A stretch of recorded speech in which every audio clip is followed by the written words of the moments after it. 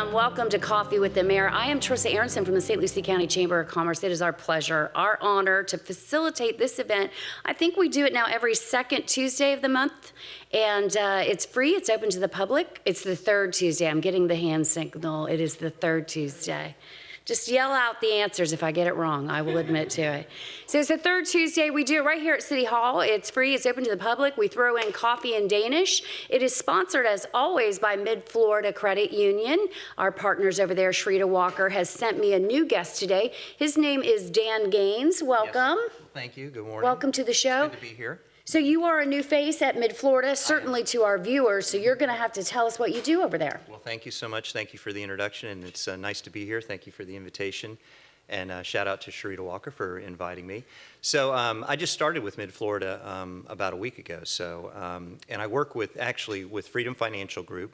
We have an agreement to work within the Mid-Florida credit union system as a financial consultant. So what I do with clients is financial planning with a holistic approach.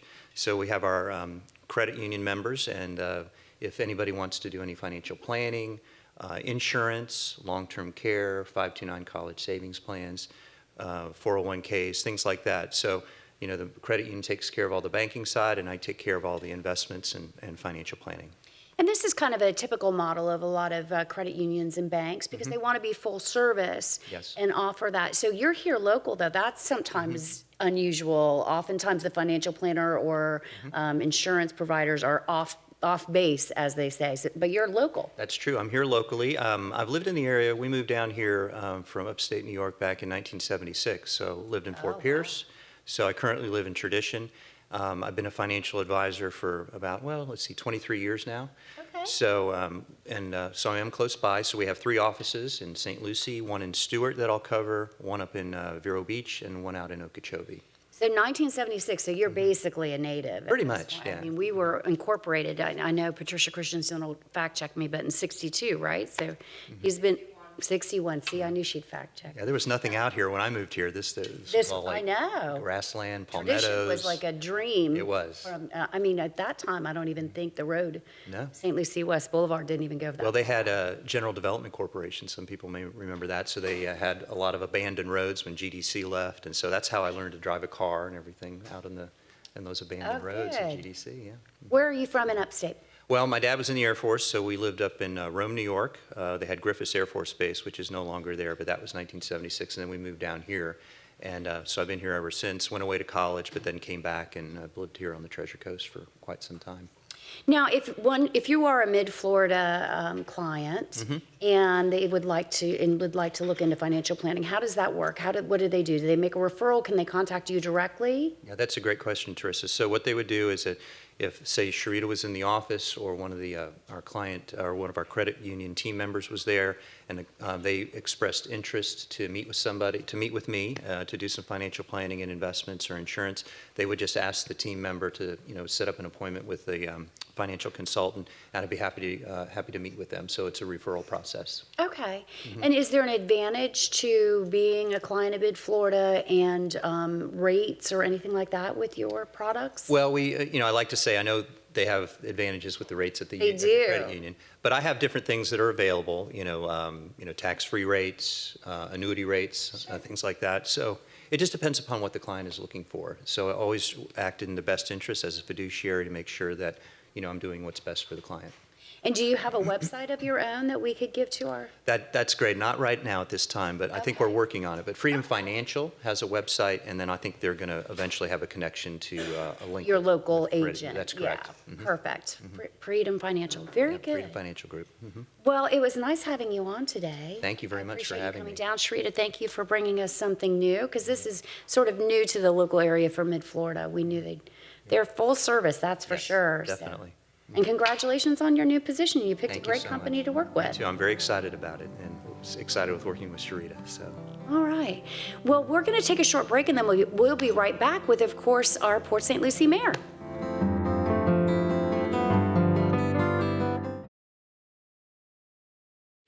Welcome back to Coffee with the Mayor. I'm Trissa Aronson. I am from the St. Lucie County Chamber of Commerce. I know people often think I work here at City Hall. I do not. I do not work for the government, but I like to assist in any way I can, as my premier guest knows. Of course, we're visiting right now with the City of Port St. Lucie's Mayor, Mayor Shannon Martin. Good morning. Good morning. How are you? Good. I host the show every month, as you know, and I have for probably 10 years, yeah. And I think people still think I work for the city, and this is what I do, so I try, but... You could. You'd be a great PIO. Would I? You would. You know my math. I don't really... Yeah, but you do a good job. Oh, well, thank you for that. With so much going on. So you're in the middle of budgets. We got special meetings, retreats, Absolutely. elections that we won't talk about on the show, but all that stuff is coming up. It's a crazy time right now, right? Yeah, it's very busy. But the good thing about the retreats and the budget is it sort of gives you a guide of what you did last year, or what you, so I know that you brought a one-page for us today to talk about. So let's get into it. How's the city doing? What are we doing? We expect more funds, right? Absolutely. So every year in July, we have our city council budget workshop. Yep. The city manager presents his budget to the city council, and we really do a deep dive, in-depth look of our budget and what the recommendations are. And so I'm proud to say this year, for the 7th year in a row, we reduced the millage rate again, or the tax rate. Mm-hmm. That word is used interchangeably. Some people don't understand the word what millage is, especially if they've moved here from other places. They don't. So we say tax rate, and so we've reduced it by 0.3 mils this year. Wow. And it's a promise that we've made to try to reduce it every year that we possibly can with the extra revenue that we received. It was projected in June with the numbers that we preliminarily got from the property appraiser that we had a 19% increase in property values. Yeah. But then when the final numbers came in July, it was a little over 22%. Oh my goodness. And so we wanted to make sure we're reducing the millage rate as much as we possibly can while balancing the needs of our city, which is growing. And so we do that exercise every single year. And we actually look at the budget throughout the year. Yeah. So, Because you have to make the budget for the year. You can't be like, well, we'll budget till October. Right. Yeah, that's actually when it starts realistically. So people don't, let's talk about the millage rate for a little bit. So it's a percentage. Oh, I just dropped my ring, but that's okay, I don't need it. It's a percentage of what you're going to pay in property taxes, right? Of the assessed value. it's the assessed value of your So your home. people that are new here, which we know there's a lot of them, the assessed value of your home is what is taxed. And the assessed value and the fair market value don't always look similar at all, especially if you've been in your home for a while. Because if you're homesteaded here in the state of Florida, your assessed value can only go up 3% year over year. Yes, if you're homesteaded. If you're homesteaded, which means you might actually see between your millage reduction and the county's proposed millage reduction, maybe many of us might see a little decrease in our taxes if we're homesteaded. I'm hoping, but we don't know yet until August when the trim notices come out. Right.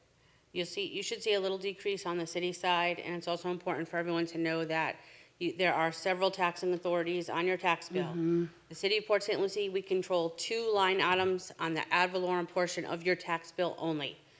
The rest are controlled by other taxing authorities like the county, fire district. Mosquito control, I mean, there's a million of them. So, water, Right. you know, there's a ton of taxing districts. Your trash in the city of Port St. Lucie is on your property tax. It is, but it's the non-ad valorem portion, which is the assessment.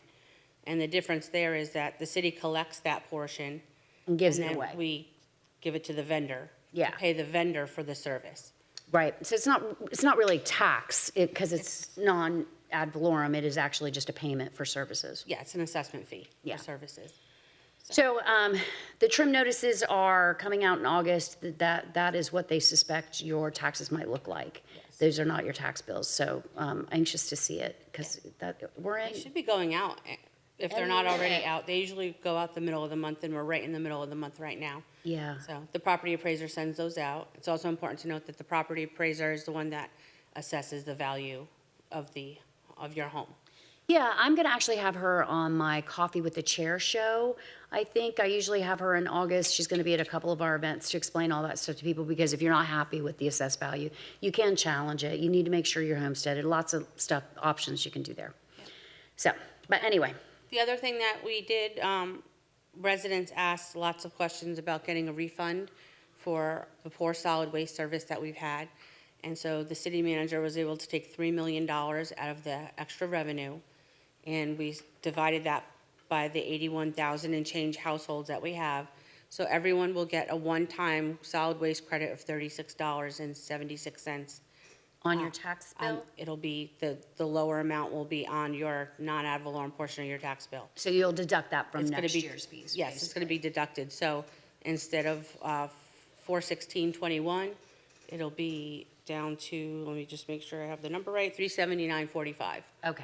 Yes. So, and that's important. We need to talk about trash. We probably need to continually remind people Yes. about the upcoming changes. Yeah, so we're in the last couple weeks of the contract.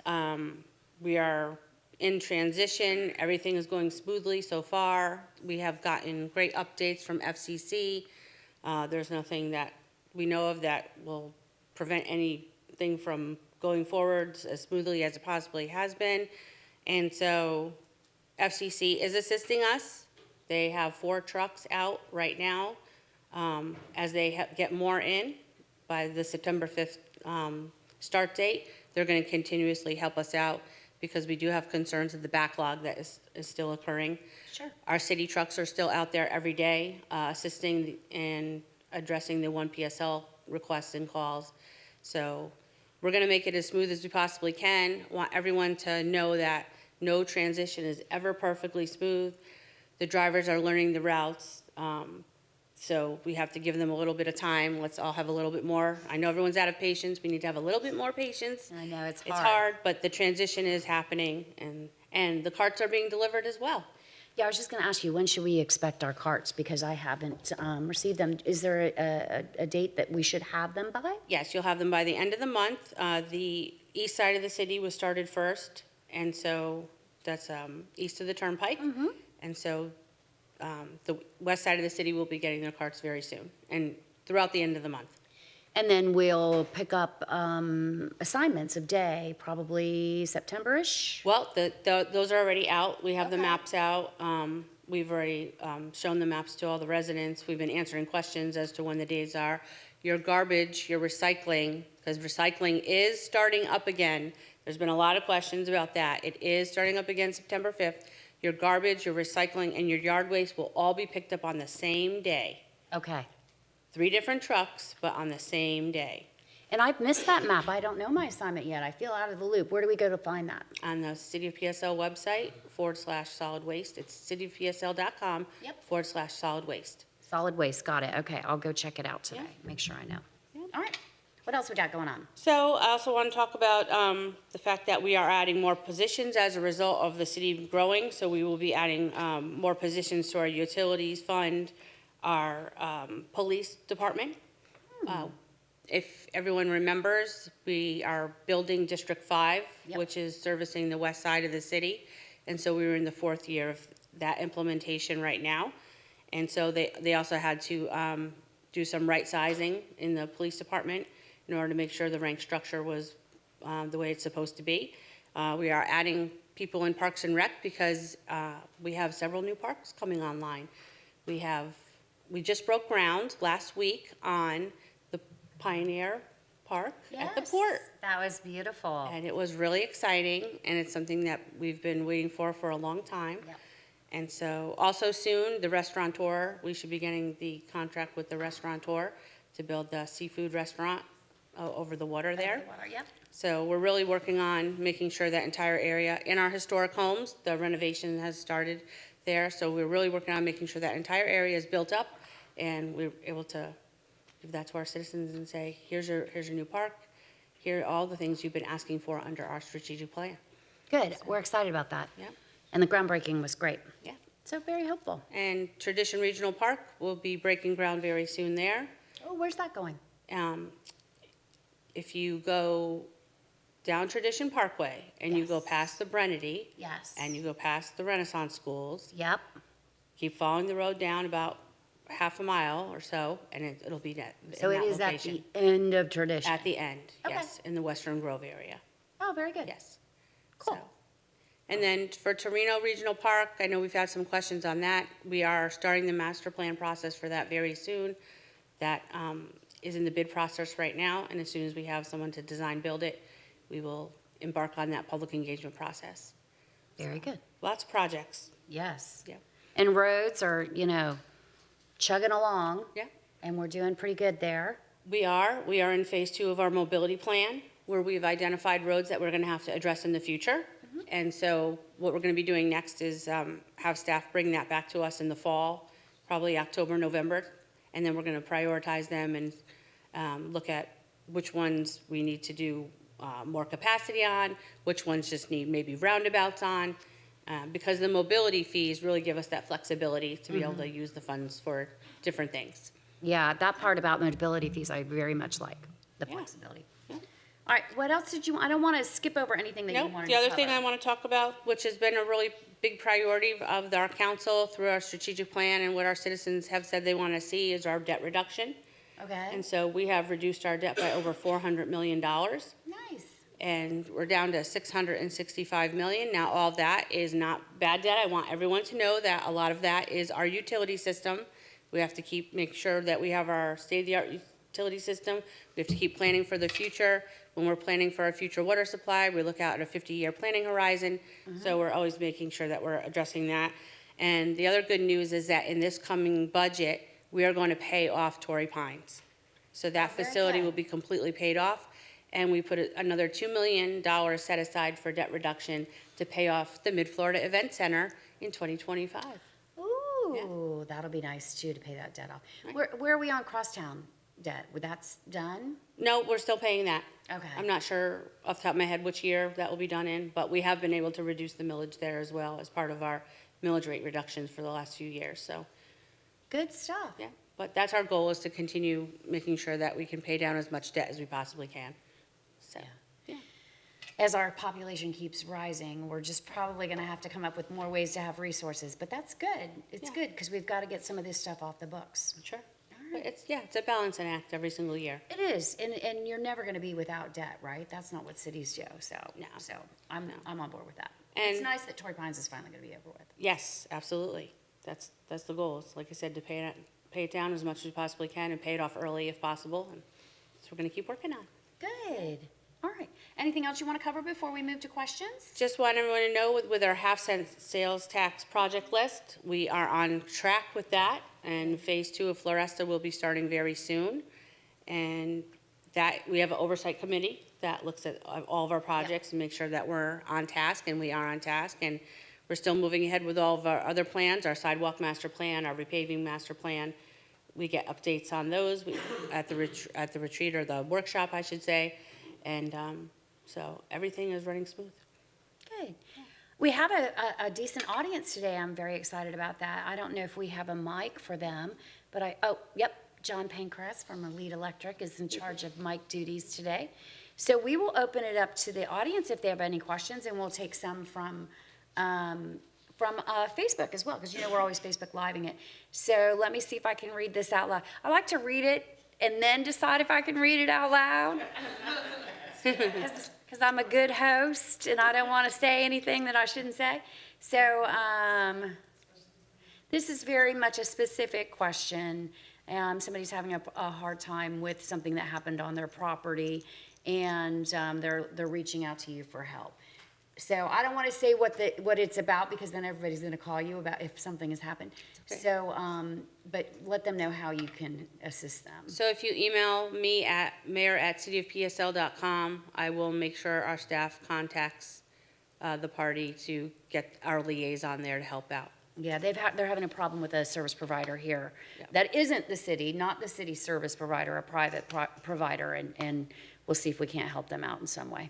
Anybody else have a question for, Mark? So, Mark, you have to wait for John, and he's coming. And he'll give you the mic. September 5th, you said recycling would start up. We're getting recycling bins too? You have your recycling bin. You use the one that you currently have. The green one? Yes. Okay, thank you. Yes. That was my question. That was an easy question. Anybody else have any questions? Yeah, we have one in the back, John. But you have to raise your hand again. He didn't see you. He was facing me when you raised your hand. Thank you. My name is Charles Miller. I live in Valencia, K. I want to preface this by saying the openness I've found in the city over 2.5 years is very commendable. Anytime I've contacted anyone with the city, they've been courteous, professional, and they've always got back to me, including the mayor. And sometimes I don't think, she, there are many issues to deal with. First of all, I want to commend, if I can make some general comments, the police department. We have seen on the west side, District 5, a significant increase because at our gym yesterday, several of the people there I work out with received notices of a ticket for speeding, and but they were speeding. And, the traffic, we want to see District 5 implemented as soon as we can, and I know there's a procedural process for that. Secondly, I found out this morning, I retired after 35 years with Miami-Dade Police. One of our officers last night was shot in the head. He probably will not survive. The subject, it was a robbery subject. I implemented and founded the unit that he's a member of, the Violent Crime Robbery Intervention Detail. But I just hope you remember him in our prayers. It seems like we have an open war on law enforcement right now, which is not right. They're here to help us. Our police department has always done many things. And thirdly, the mayor is aware of this and working on it. We live in Valencia, K. I guess that's part of the South Grove project. We have an apartment complex that is called the Boardwalk. It's been referred to as a tinderbox, a matchbox. It does, the mayor knows my feelings. It does not blend into our community. It's right at the corner of Community Boulevard and Tradition Parkway. I don't know how it was approved. Maybe the mayor can shed some light on it.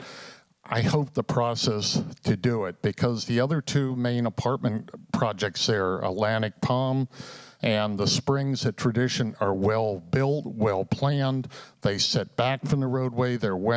This is a disaster, this apartment complex. Thompson Thrift, I guess, is the finance behind it. It's made of wood, all wood construction, not CBS. I'm hoping, and I'm trying to find out if they are going to have a central sprinkler system installed, because some of the units are closer than you and I looking at each other right now. They're that close. You walk out of your front door and 10 feet away, you have another unit there. We need to look and hopefully never have another project. I'm hoping there's some landscaping, a berm. Doesn't look like there's room for a berm to go up there, but it is not it's not something that's positive for our community. And the second thing is the roadways the mayor talked about. If you go from Village Parkway west on Discovery Way, you have a 2-lane highway, but it's divided by a nice landscape median. You then merge going west from Community Boulevard, and it goes into a 2-lane road. Coming back on that road yesterday from the gym, we have an on-site gym at Valencia K. And the police have been out there. It is waiting for a disaster, for a deadly head-on. A dump truck probably was doing 60 miles an hour coming westbound there. The road is getting more and more crowded, and the tragic thing is there's ample room. Matter of fact, the north side of the road already has the sidewalks in. Why this wasn't built one lane with a divider and then the other lane each direction, I don't know. But it should never have been approved like this. And these are the issues that concern us. The HOA, we have a governmental committee just formed. We are going to closely examine the city and other things. Our community alone is 1,200 homes. There are 2 more. One is already being built. The other is the walk and the sound, we'll have almost 4,000 homes right in that area alone, not including thousands more. But we need to have the infrastructure there. The fire department is going to be building in a couple of years. The mayor serves on the fire board. We need that fire station near us. But this boardwalk, 241 luxury townhouse units, is, and I don't see any greenery. I don't see any green spaces for children, people. It's 1, 2, and 3 bedroom apartments. They start at $2,000 a month for a 750 square foot unit. In the interest of time, I'm gonna, because I get what he's saying. He's not mad about the apartments, which is good. He doesn't like these particular apartments. So, so a couple of things, and I'm gonna ask John to come on up.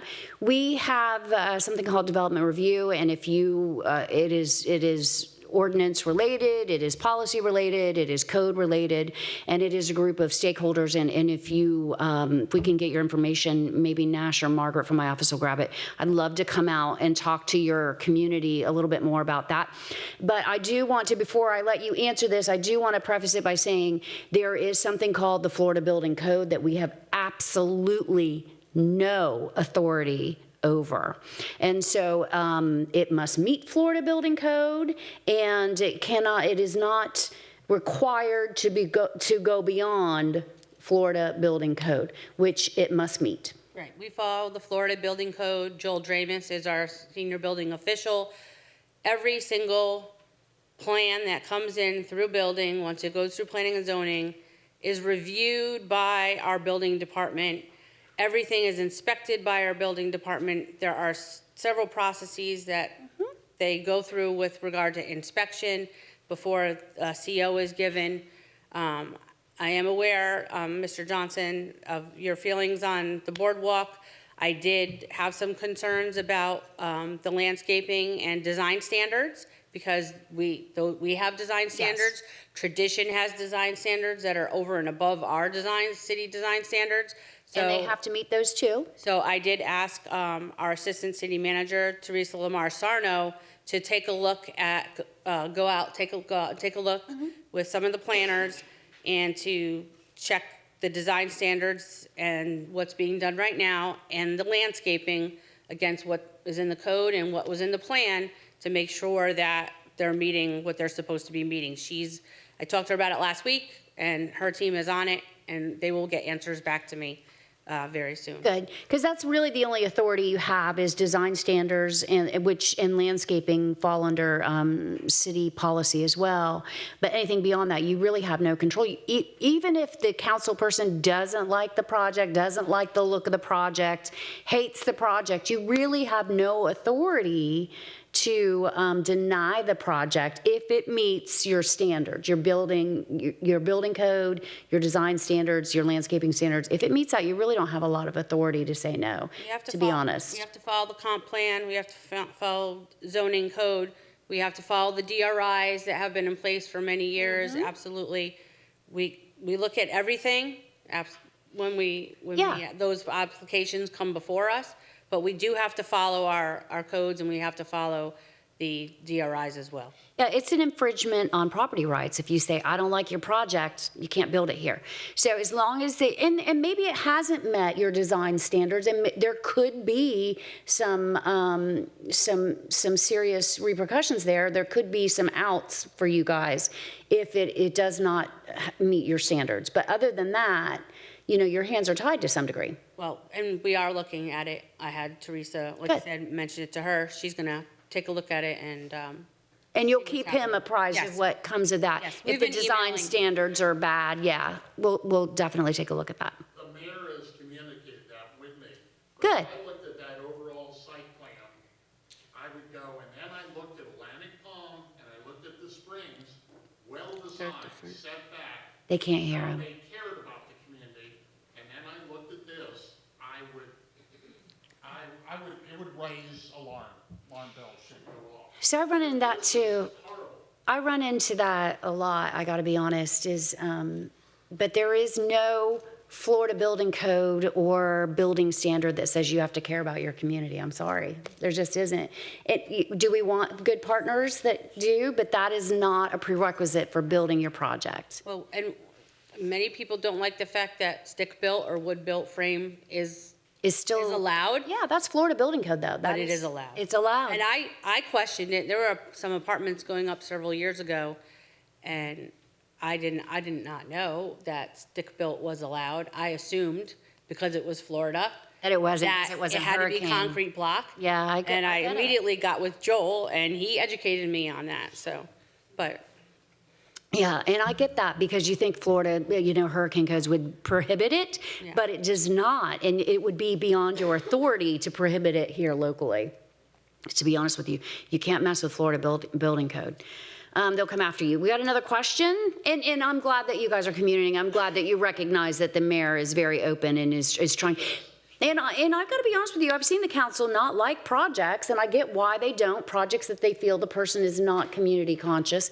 It's just their hands are tied to some degree. But okay, we got another question, John? If I may say, from a building perspective, pulling permits here in the city for 34 years, the city is very strict and honor the building code to its fullest. I mean, there is no doubt nothing's getting by them. I will say Yeah. that from a personal perspective. And That's very true. You're Joel a doesn't perfect play. example of that. Yeah.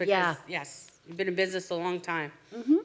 Thank you very much. Hi, good morning. Morning. Sarah Sanders with Agape Behavioral Healthcare. I drove from Fort Lauderdale to meet you here this morning through Therese and Nishali and the Chamber. Everybody's just been fantastic. I know you do not have an easy job. You have a lot on your shoulders. You have a wonderful host to help you through. I would drive anywhere to watch her speak. Thank you. She bailed me out of my nervousness at my ribbon cutting a few weeks back. That was phenomenal. 50 people. Wow, good. 50 people at that. So I did bring you some tchotchkes and whatnot that I do want to bring up afterwards, and some business cards. But I do have a question for you. So we are located, as you know, off of 750 East Prima Vista. We are behavioral health care. We are an 8-bed medical detox for executives and whatnot. Some locals as well are there currently. What we do is we medically detox from substances, alcohol, or opiates, okay? And it was a huge need in the county. I met with the CEO of New Horizons, and we just don't have enough help here. And 8 beds may not seem like a lot, but it rotates on a weekly basis. So we can help up to 8 times, 4.3 or whatever every month, assuming they all stay through a full track. And we've had very good outcomes. We've been in your city since January 7th, and we've had very good outcomes. So I'd love to personally bring you and Therese out. We didn't allow walkthroughs at our ribbon cutting only because it's a HIPAA compliant facility, and we can't just have anybody going in and seeing, somebody they may have had a run-in in with the past, or even PSLPD may have arrested them, and they may feel like, oh no, now I'm in trouble. So we couldn't do walkthroughs, but I would love to offer you, Therese, a personal walkthrough as well. So my question to you is, Oh, she's reading it. She prepared it. I like it, Sarah. Okay. thank you, Therese. How can behavioral healthcare facilities work closer with the community and the police department in order to bring awareness? And would you be willing to run an opioid awareness campaign together with us? And I don't expect you to answer that now. That is a planning thing. I would like to exchange information with you and see if we can't nurture some form of conceptualization of this together in the future.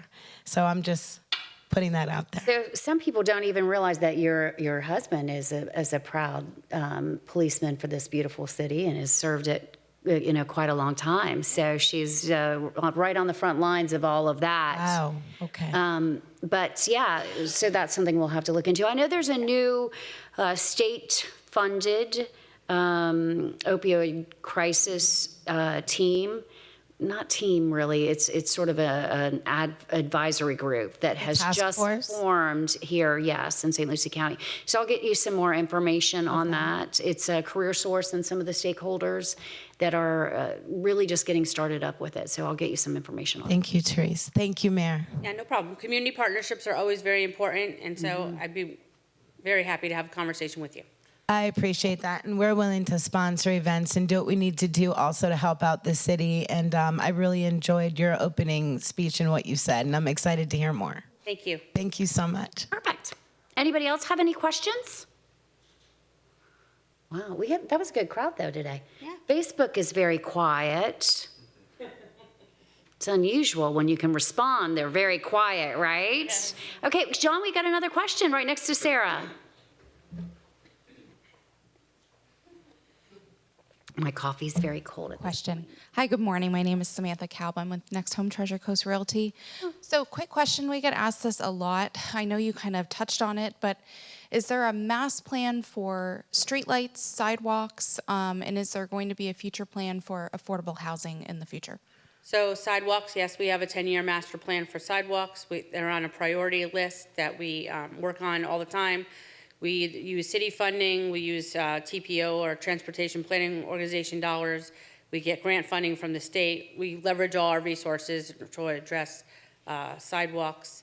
And what was your other part of your question? Sorry. Streetlights is a So thing, yeah. streetlights on residential streets, we have a streetlight program. And how that works is that if you want streetlights on your street, you have to file a request with the city. Then you have to go and petition your neighbors to see if they want streetlights. And then we will approve the boundary area. The clerk's office will send out ballots. If 50% of the return, plus one of the return ballots come back in favor of streetlights, then your street will get streetlights. And everyone on the street will have to pay $26 a year as a non-ad valorem assessment on your tax bill for that. But we do it that way because we have a lot of people that like streetlights and want it for safety or want it just because they want the light. We have a lot of people that say, I don't want streetlights on my street. It's light pollution, I don't like it. I want to see the stars. So it's been very divided in our city. So that's why our program is geared that way, because we let the residents decide what's best for their street. You also have an opportunity, or maybe your clients will have an opportunity, if there is a pole in between your property and your neighbor's property, and I did this because I didn't want to go through the process of having my neighbors have to make the decision. I called FP&L myself. I got a light put on the pole. I pay $11 a month for it, and I'm happy to have it, and it's personal to my home. It shines in my yard. So that's also an option too for any resident in the city through FP&L. Yeah. I love our process because it is democratic, right? Yes, it's like, very fair. I love that because I do not want a street light near me in any way, shape, or form. I live on the water and I already have enough mosquitoes, and the last thing I want is something that attracts more of them. Sure. So I can't go out at dusk. I mean, I'm done at dusk. You have to be fully netted or hazmated up at dusk. So I really don't want streetlights where I'm at. But I also have a little bit of open space so I can see the stars. But if I had kids in the center of the city, I understand the need for them. So I think it's on a case-by-case basis. You mentioned affordable housing. We call it attainable housing now. I don't know if you got the memo on that, politically correct way to say we don't have housing for all of our residents. There are several task force, but there is a main one that is run by the county with all of the stakeholders and partners. So that is something that literally the entire nation is struggling with right now. And we are certainly on the forefront of addressing it and trying to be progressive in how we can attack that problem. I have my, so I'm not on the task force, and I need to be, but I just have limited time. But I'm willing to share my ideas with them. Is that something?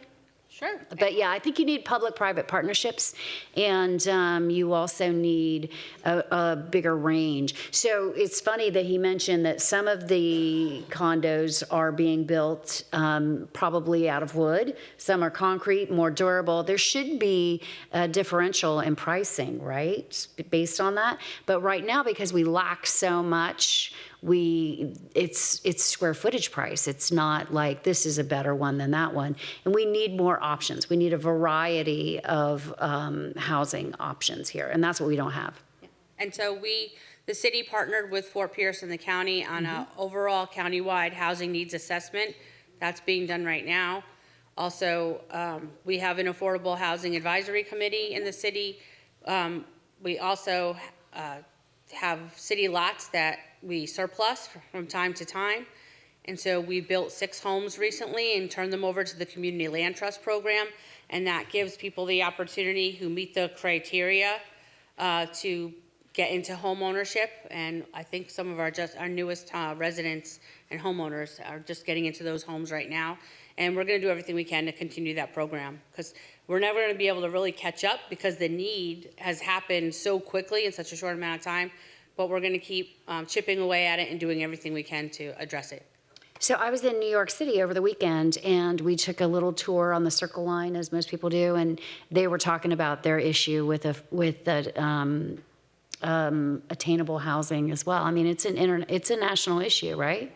We need you to work at the pizza shop on Broadway, but you can't live anywhere near here, and it's kind of where we're at too. So it's definitely an issue that everybody's sort of struggling with. Yeah, especially here in Florida. I mean, we are having, in the whole state, record number of people are moving here. Mm-hmm. I mean, it's just statewide. Yeah. And I think it's going to continue for some time. And Port St. Lucie is one of those most popular cities in the state, in the nation. There was something else I was going to say. Oh, I know, Habitat for Humanity. Don't ever count that out. It's a great program. And the people that qualify have to put the work in, and they work on their credit. They have to put in man hours. But also, if you are a big company, and mostly our car dealers, I know our car dealers pay more than $97,000 in taxes every year, you can redirect that towards building a home for Habitat for Humanity. So why not do that? Because you're keeping that money in our community, right? It's good PR for your company. You were going to pay that money to the IRS anyway. Redirect that and build a Habitat home, and to keep that money here local and help solve our attainable housing problem. I don't know a ton of businesses that pay that much money in taxes, but there are some here in St. Lucie County, and I won't rest until every single one of them have redirected their taxes to our own community. So there you go. Is anyone else? No. Good. Okay. Great stuff today. I want to thank Mid-Florida. Do you have anything else before we go? No, good. You're good? Yeah. Good. Okay. I know you're busy too. I want to thank Mid-Florida Credit Union and Dan Gaines for being our guest today, and the staff here and my staff, who politely reminded me after a whirlwind trip that I just returned from that I needed to be here at 8:15. So I appreciate that very much, because you never know, right? They haven't seen me in days. So thank you to everybody, and thanks to our audience for coming. And if you'll stick around, we're going to have a special program coming up in just a few minutes. But this is the end of Coffee with the Mayor. Have a great day, everyone. Have a great day. We'll talk to you soon.